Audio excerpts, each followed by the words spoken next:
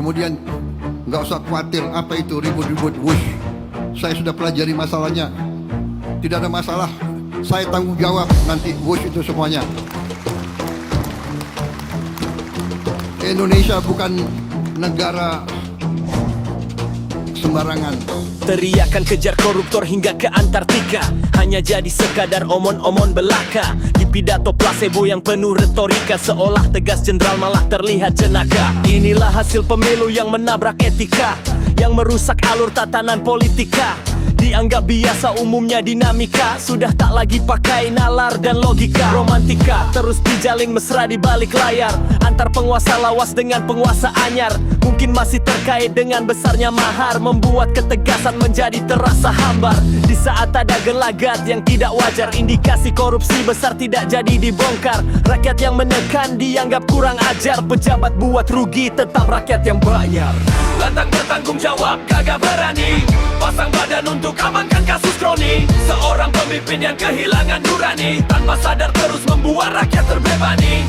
Lantang bertanggung jawab kagak berani, pasang badan untuk amankan kasus kroni. Seorang pemimpin yang kehilangan nurani, tanpa sadar terus membuat rakyat terbebani. Dulu berkali-kali gagal menjadi penguasa, orasi berapi-api di podium dengan puasnya. Setelah menjabat kelihatan banyak rupanya, macam pendekar yang kehilangan pusaka. Sembarang angkat pembantu masuk istana, membiarkan badut kelilingi singgasana. Terkesan jaga keharmonisan dengan wibawa, tapi malah rakyat yang ketiban sialnya. Viralkan, jangan ada lagi yang ditutupi. Tidak perlu ada politik balas budi, apalagi mengintervensi kasus korupsi yang hanya membuat rakyat terus merugi. Untuk apa tutupi kebusukan terlihat suci? Dosa koruptor jangan malah dicuci. Masih banyak kebutuhan rakyat harus dipenuhi, kalau untuk bela dinasti kami tak sudi. Lantang bertanggung jawab kagak berani, pasang badan untuk amankan kasus kroni. Seorang pemimpin yang kehilangan nurani, tanpa sadar terus membuat rakyat terbebani. Lantang bertanggung jawab kagak berani, pasang badan untuk amankan kasus kroni. Seorang pemimpin yang kehilangan nurani, tanpa sadar terus membuat rakyat terbebani. Pak Prabowo takut sama Pak Jokowi.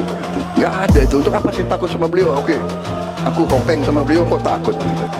Masih terlalu jauh bicara kemajuan negeri, kalau pemimpin terus sibuk lindungi relasi. Rakyat yang protes malah dianggap pembenci. Kasus besar bisa aman dengan lobby-lobby. Seorang jenderal yang kehilangan naluri, tak sadar sedang berjalan di atas duri. Membanggakan diri di depan para pencuri, yang sembunyikan rampasan sulit ditelusuri. Dilindungi dengan sigap langsung ambil sikap, membuat kasus besar makin sulit diungkap. Biarkan cukup kasus receh yang ditangkap, tertawa bersama di barisan maling kakap.